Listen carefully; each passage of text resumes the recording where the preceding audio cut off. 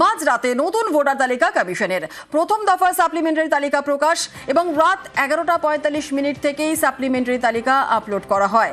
আরও একবার জানার চেষ্টা করব আমাদের প্রতিনিধির কাছ থেকে, কারণ রাত 11:45 সাপ্লিমেন্টারি তালিকা আপলোড করা হয় এবং সেই রাত থেকেই কি কমিশনের ওয়েবসাইটে দেখা গিয়েছে নয়া লিস্ট। বিস্তারিত জানাবে প্রীতি আমাদের সঙ্গে রয়েছে। প্রীতি, দেখো, যেমনটা কথা ছিল যে সোমবার দিন বিকেলের পর সাপ্লিমেন্টারি লিস্ট প্রকাশিত হবে, তেমনটা কিন্তু হয়নি এবং পরবর্তীতে সাংবাদিক সম্মেলন করে সিও মনোজ আগরওয়াল তিনি বলে দেন যে রাত 9টা।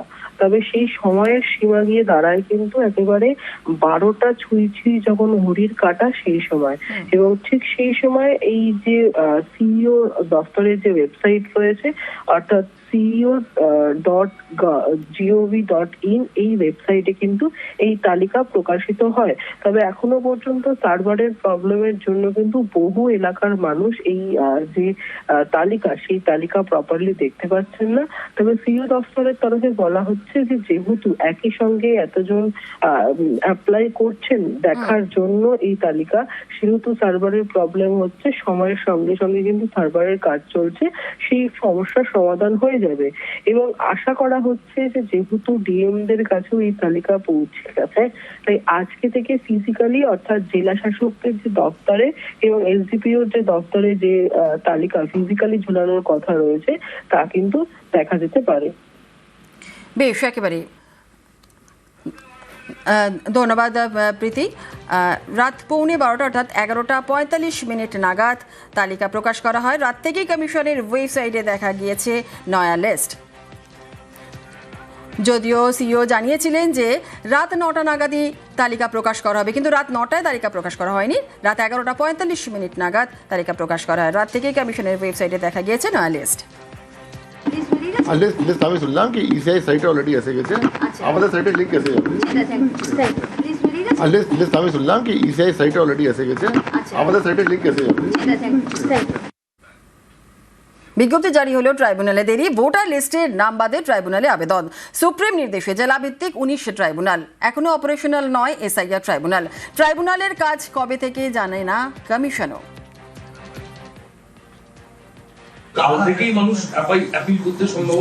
হ্যাঁ, এটা পসিবল এই জন্য হবে না, একটা জজকে কোন জেলা দেওয়া হবে এটা তো হাইকোর্ট দেবেন। মেইন জিনিস আছে যে অফিস আছে, পারে কাঠামো আছে। আমরা স্টেট গভর্নমেন্ট থেকে জায়গা চেয়েছি, যদি স্টেট গভর্নমেন্ট কাছে কোনো জায়গা আছে, আমরা চিফ সেক্রেটারির সঙ্গে কথা করেছি, ওটা ফিডব্যাক হবে, তারপরে আমরা হাইকোর্টকে দেবো, তারপরে যেটা আছে হাইকোর্ট অ্যালাউ করবে, নাহলে আমরা অন্য কোথায় দেখবো। আমরা চেষ্টা করছি যত তাড়াতাড়ি তৈরি হতে পারবে অত সবাই জন্য ভালো আছে। নতুন ভোটার তালিকা থেকে যাদের নাম বাদ যাবে তারা আবেদন জানাতে পারবেন ট্রাইব্যুনালে, আর এই নিয়ে আইনি সাহায্য করবে তৃণমূল। রবিবার ভবানীপুরের কর্মী সভা থেকে এই নির্দেশ দেন মমতা বন্দ্যোপাধ্যায়। সেই মতো কাজ শুরু করে দিয়েছে তৃণমূল, আইনজীবীদের নিয়ে তৈরি করে ফেলেছে একটি দল।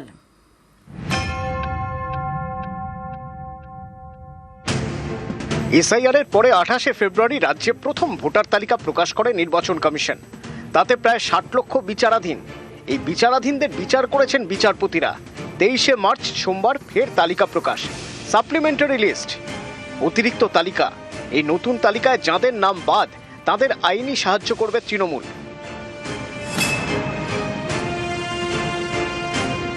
তৃণমূল নেত্রীর নির্দেশ মেনে এই আইনি সহায়তা। নাম বাদ যাওয়ার কয়েক ঘন্টার মধ্যেই ময়দানে নেমে পড়বেন তৃণমূলের নেতাকর্মীরা। যাদের নাম বাদ তাদের বাড়ি পৌঁছে যাবেন, নির্দিষ্ট জায়গায় তারা আবেদন করবেন, তারপর তাদের নিয়ে যাওয়া হবে ট্রাইব্যুনালে। এ নিয়ে ইতিমধ্যেই আইনজীবীদের একটি দল তৈরি করেছে তৃণমূল। এটাই তো বিজেপি চক্রান্ত, যে ইলেকশনটাকে এমন ভাবে ব্যস্ত করে দাও যাতে এই মানুষগুলিকে হয়রান করা হবে, বাদ দেওয়া হবে। এটা তৃণমূল হতে দেবে না। আমাদের বুথ ভিত্তিক নির্দেশ চলে গেছে, কোন বাড়িতে কারা এইভাবে বাদ দেওয়া হচ্ছে, অন্যায় ভাবে বাদ দেওয়া হচ্ছে, এটা আমরা কয়েক ঘন্টার মধ্যে আমরা সেই মানুষকে রিচ করব। যাদের চক্রান্তমূলক ভাবে বাদ দেওয়া হচ্ছে তাদের পরিবার এবং সেই ব্যক্তিগুলির পাশে তৃণমূল কংগ্রেস তাদের পরবর্তী পদ্ধতি ট্রাইব্যুনালে যাওয়া বা আইনি যা যা প্রসেস হবে সেগুলো তৃণমূল কংগ্রেস পাশে থাকবে। সাপ্লিমেন্টারি লিস্ট বেরোনোর পর যাদের নাম থাকবে না তাদের জন্য ব্যবস্থা নির্বাচন কমিশন অলরেডি করে রেখেছে। তারপরে এই ধরনের বক্তব্য মানে বাংলাদেশ থেকে আসা সমস্ত মুসলিম অনুপ্রবেশকারীদেরকে উনি নাগরিক বানাতে চান। একবার ভাগ হয়ে গেছে, একবার বিভাজন হয়ে গেছে, আমরা চাই না দ্বিতীয়বার আর বিভাজন হোক ভারতবর্ষ। মানুষকে বলবো শান্তির সাথে সাপ্লিমেন্টারি লিস্টে যদি নাম না থাকে তাহলে পরে যে অ্যাপিলেট অথরিটি আছে তাদের কাছে আবেদন করবে, তারা ট্রাইব্যুনালের কাছে আবেদন করবে, ট্রাইব্যুনালের কাছে আবেদন করলে উপযুক্ত তথ্য প্রমাণ থাকলে তাদের নাম উঠে যাবে ভোটার লিস্ট। রবিবার ভবানীপুরে কর্মী সভা করেন তৃণমূল নেত্রী। দলের নেতা কর্মীদের উদ্দেশ্যে বলেন, বৈধ ভোটারদের নাম যেন বাদ না যায়। সাপ্লিমেন্টারি ভোটার লিস্টে নাম বাদ গেলে আইনি সাহায্য করবে তৃণমূল। নাম বাদ গেলে ট্রাইব্যুনালে নিয়ে যাবেন তৃণমূল কর্মীরা। ভোটাধিকার রক্ষা করা আমাদের কর্তব্য। সুপ্রিম কোর্টে গিয়েছি, ট্রাইব্যুনালও তৈরি হয়েছে, আদালত থেকে রাজপথ, আমরাই পাশে থেকেছি, আমরাই লড়েছি। নেত্রীর নির্দেশ মতো আসরে নেমে পড়েছে তৃণমূল।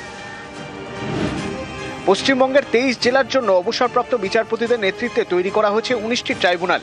সাপ্লিমেন্টারি তালিকা থেকে যাদের নাম বাদ যাবে তারা এইসব ট্রাইব্যুনালে আবেদন জানাতে পারবেন। আবেদন জানানো যাবে অনলাইনে। জেলা শাসক, মহকুমা শাসকের অফিসে গিয়েও আবেদন জানানো যাবে। এসআইআর প্রক্রিয়া শুরু হয়েছিল তখন যে অবস্থায় সাহায্য করা হচ্ছিল সেটি নির্বাচনের আগে, আর এখন নির্বাচন ঘোষণা হয়ে যাবার পর সাপ্লিমেন্টারি তালিকা প্রকাশের পর যে নাম বাদ যেতে চলেছে সেখানে এই সাহায্য করার মধ্যে দিয়ে আসলে পাশে আছি এই বার্তাই গোটা রাজ্য জুড়ে পৌঁছে দিতে চায় তৃণমূল কংগ্রেস। ক্যামেরা অসিত দাসের সাথে আবির ঘোষাল, নিউজ 18 বাংলা, কলকাতা।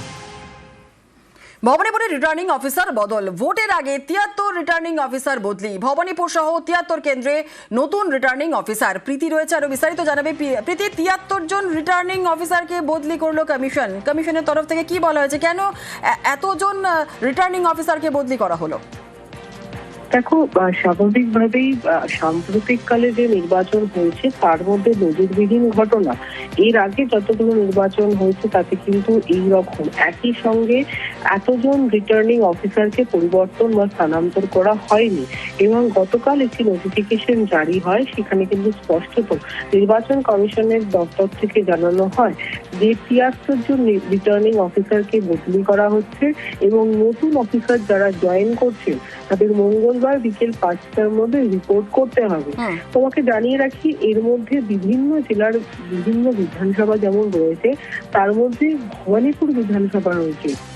ভবানীপুর বিধানসভার রিটার্নিং অফিসারকেও কিন্তু বদলি করা হয়েছে এবং সিও দপ্তরের তরফে যেটা জানানো হচ্ছে যে জাতীয় নির্বাচন কমিশনের সঙ্গে আলোচনা করেই কিন্তু এই সিদ্ধান্ত নেওয়া হয়েছে এবং জাতীয় নির্বাচন কমিশন তাদের সঙ্গে কথা বলেছেন এবং তাদের তরফে কিন্তু নাম পাঠানো হয়েছে, তার জন্যই এই সিদ্ধান্ত নেওয়া হয়েছে। এবং এই 73টি রিটার্নিং অফিসার যারা রয়েছে তাদের পরিবর্তন করা হয়েছে, যার মধ্যে স্পেসিফিক্যালি জানিয়ে রাখি ভবানীপুর বিধানসভাও রয়েছে। একেবারে প্রীতির সঙ্গে থাকো। এই মুহূর্তে আমাদের সঙ্গে টেলিফোন লাইনে রয়েছেন তৃণমূল মুখপাত্র দেবাংশু ভট্টাচার্য, আপনাকে স্বাগত। ভবানীপুরে রিটার্নিং অফিসার বদল, ভোটের আগে 73 রিটার্নিং অফিসার বদলি। ভবানীপুর সহ মোট 73 কেন্দ্রে নতুন রিটার্নিং অফিসার, কিভাবে দেখছেন, কি বলবেন?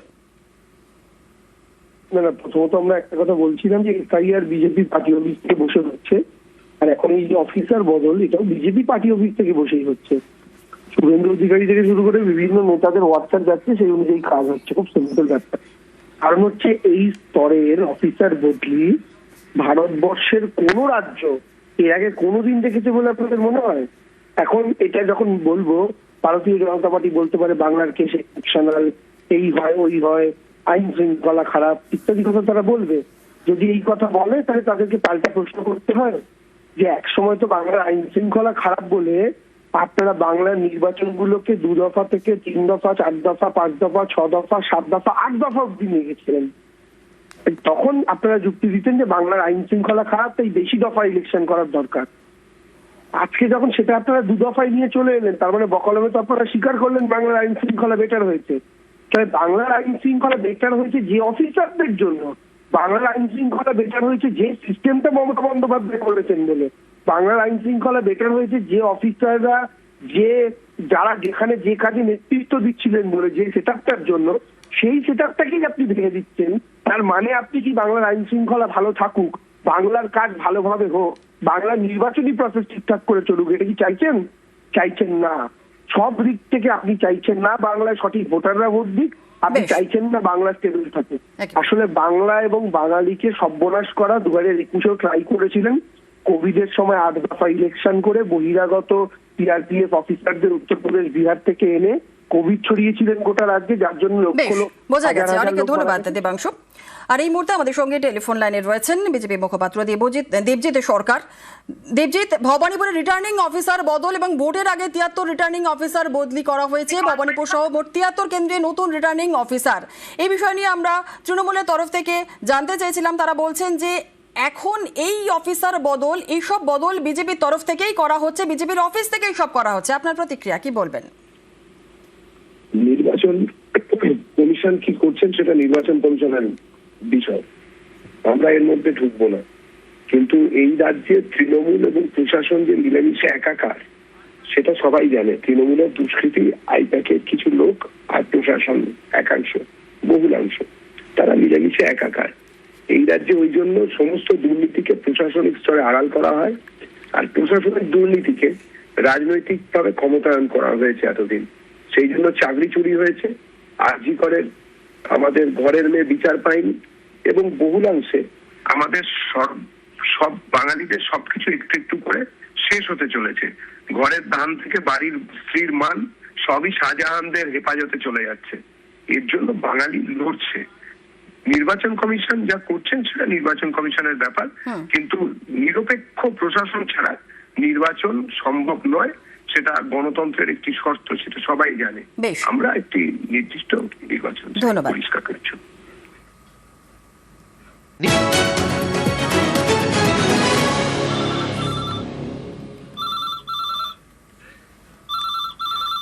গ্যাসের আকাল, জলপাইগুড়ির স্কুলে বন্ধ মিড ডে মিলের রান্না।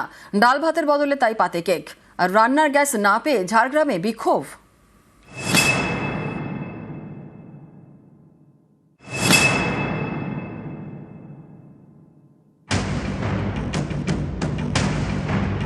জলপাইগুড়ির বাবুপাড়া এখানকার ফণীন্দ্র দেব প্রাথমিক বিদ্যালয়।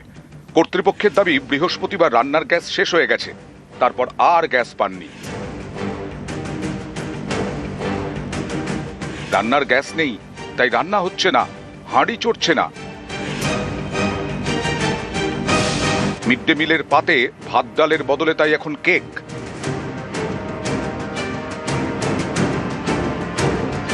ডাল ভাতের বদলে কেক খাচ্ছে ছাত্ররা।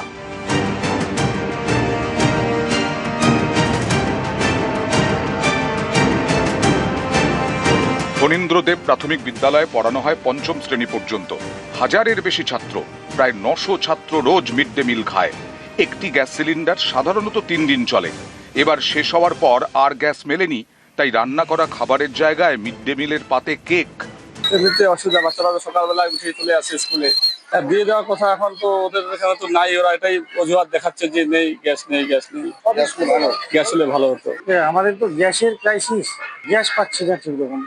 এখন বাধ্য হয়ে আমরা এই শুকনো খাবারই দিতে, কিন্তু একটু অসুবিধা হচ্ছে। সেখানে ভাত ডাল, যেখানে সবজি থাকে, কোনোদিন ডিম থাকে, আজকে হঠাৎ করে এই গ্যাস যদি এসে যায়, আমরা আবার কালকে থেকে চালু করে দেবো মিড ডে মিল।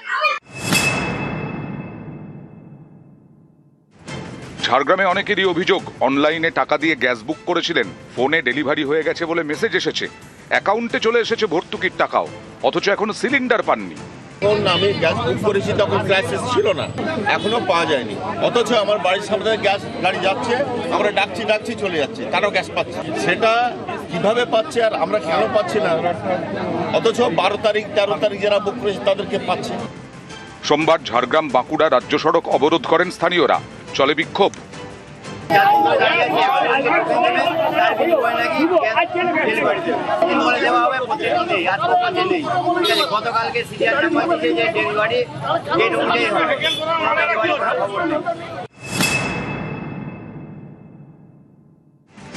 পুরুলিয়ায় এখন পলাশের মরশুম, পর্যটকদের ভিড়, তার উপরে সামনে ভোট। অনেক অফিসার হোটেলে উঠছেন, রেস্তোরাঁয় এসে খাচ্ছেন কেন্দ্রীয় বাহিনীর জওয়ানরা। এরকম সময় গ্যাসের আকাল, মিলছে না বাণিজ্যিক গ্যাস সিলিন্ডার। চরম সমস্যায় পুরুলিয়ার হোটেল মালিকরা। গ্যাস না পেয়ে রান্না করতে হচ্ছে কাঠে। অভিযোগ, সেই কাঠের দামও কয়েকদিনে অনেকটা বেড়ে গেছে। রেস্টুরেন্ট প্রায় বন্ধ হওয়ার মুখে, কাঠের আগুনে আমাদের রান্না হচ্ছে। সিম্পল কিছু মেনু আমাদের কাঠের চুল্লি তৈরি করা হয়েছে, সেখানে রান্না হচ্ছে। ভীষণ সংকট। একদিকে যেমন কমার্শিয়াল গ্যাস পাওয়া যাচ্ছে না, অন্যদিকে কাঠ এখন প্রায় সোনার মূল্য। একদিকে যেমন ভোট উৎসব, তারপরে পর্যটকদের তো একটা ক্রেজ পুরুলিয়াতে আছেই। কোনো রকম ভাবে আমরা করে মেনটেন করে যাচ্ছি। এক্ষেত্রে আমাদেরকে হোটেলের কিছু মেনুতে পরিবর্তন করতে হয়েছে, কাটছাট। এটাতে আমরা একদম নাজেহাল অবস্থায় হয়ে আছি আমরা। নিউজ 18 বাংলা। এক ফোনে ভাঙে নজর রাখতে হচ্ছে ওয়েদার আপডেটের দিকে। দক্ষিণবঙ্গে চড়ছে পারদ, সঙ্গে কুয়াশার দাপট। দক্ষিণবঙ্গে দিন এবং রাতের তাপমাত্রা ক্রমশ চড়বে। 3 দিনে 4 থেকে 6 ডিগ্রি সেলসিয়াস তাপমাত্রা বাড়তে পারে। আর কি বলছে হাওয়া অফিস? বৃষ্টির স্পেল তো এই সপ্তাহে থাকার কথা ছিল। কি বলছে হাওয়া অফিস? আপডেট নেব। আমাদের সঙ্গে রয়েছেন আমাদের প্রতিনিধি বিশ্বজিৎ সাহা। বিশ্বজিৎ, কি বলছে হাওয়া অফিস? দেখো, গত 24 ঘন্টায় দিন ও রাতের তাপমাত্রা প্রায় 3 ডিগ্রি সেলসিয়াস বেড়েছে। আরো আগামী 48 ঘন্টায় আরো তাপমাত্রা বাড়বে, 2 থেকে 4 ডিগ্রি সেলসিয়াস তাপমাত্রা আরো বাড়তে পারে। এর ফলে যে তাপমাত্রার তারতম্য এবং বাতাসে জলীয় বাষ্প থাকার কারণে যেখানে জলাশয় রয়েছে, অর্থাৎ উপকূলের জেলা ও সংলগ্ন জেলাগুলির কিছু কিছু এলাকায় সেখানে সকালের দিকে কুয়াশা, পরে পরিষ্কার আকাশের সম্ভাবনা এবং রৌদ্র করজ্জ্বল আবহাওয়া থাকবে। দিনের তাপমাত্রা, রাতের তাপমাত্রা দুটোই সামান্য বাড়বে, তবে দিনের তাপমাত্রা বেশ কিছুটা বাড়তে পারে, 2 থেকে 4 ডিগ্রি সেলসিয়াস। তবে বৃষ্টির সম্ভাবনা রয়েছে দক্ষিণবঙ্গে। আপাতত বৃহস্পতিবার পর্যন্ত সেভাবে ঝড় বৃষ্টির সম্ভাবনা নেই। শুক্র এবং শনিবার এই দুদিন দক্ষিণবঙ্গের সব জেলাতেই ঝড় বৃষ্টির সম্ভাবনা। বজ্রবিদ্যুৎ সহ হালকা থেকে মাঝারি বৃষ্টি, বেশিরভাগ জেলাতেই 30 থেকে 40 কিলোমিটার গতিবেগে দমকা ঝোড়ো হাওয়া, কোথাও কোথাও বিক্ষিপ্তভাবে শিলাবৃষ্টি, কোথাও কোথাও 50 থেকে 60 কিলোমিটার গতিবেগে দমকা ঝোড়ো হাওয়া, কালবৈশাখীর মতো পরিস্থিতি হতে পারে, শিলাবৃষ্টি হতে পারে। এই পরিস্থিতি শুক্র এবং শনিবারের মধ্যে থাকবে। রবিবার থেকে বৃষ্টির সম্ভাবনা কমবে, অর্থাৎ উপকূল ও সংলগ্ন জেলাগুলিতেই শুধুমাত্র এবং পূর্ব দিকের জেলাগুলিতে রবিবার কিছুটা বিক্ষিপ্তভাবে বৃষ্টি হতে পারে।